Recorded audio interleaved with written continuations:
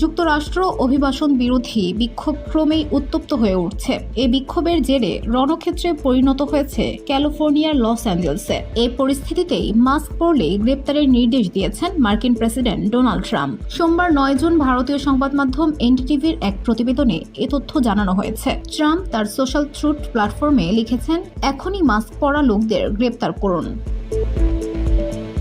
তিনি এর আগে বলেছিলেন, এখন থেকে বিক্ষোভে মাস্ক পরা অনুমোদিত হবে না। যদিও এই আদেশ ফেডারেল আইনের আওতায় কতটা বৈধ তা নিয়ে প্রশ্ন উঠছে। প্রতিবেদনে বলা হয়েছে, বিক্ষোভকারীরা মুখে মাস্ক পরছেন প্রধানত দুটি কারণে। এর একটি হলো নিজেদের পরিচয় লুকাতে এবং দ্বিতীয়টি হলো কাঁদানে গ্যাস ও বিস্ফোরণের ধোঁয়া থেকে রক্ষা করা। কিন্তু ট্রাম্প মনে করছেন মাস্কের আড়ালে থেকে বিক্ষোভকারীরা সহিংসতা ছড়াচ্ছে।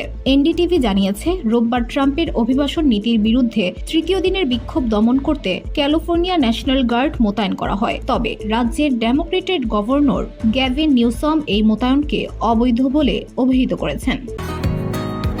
বসুন্ধরা, উত্তরা, বনশ্রী, কুড়িল ও বাড্ডা সহ রাজধানীর বিভিন্ন স্থানে অভিজাত ও অত্যাধুনিক মানের ফ্ল্যাট কেনার এক নির্ভরযোগ্য প্রতিষ্ঠান pleasant properties limited.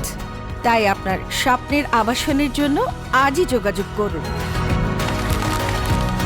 Pleasant Properties Limited, where destiny matches eventually.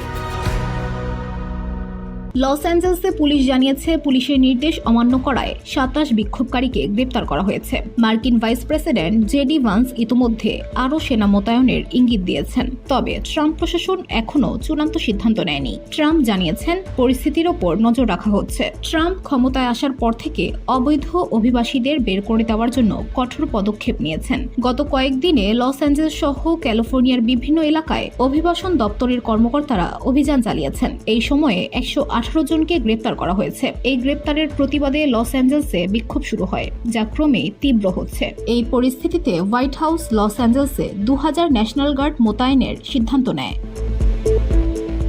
VOD Bangla news desk.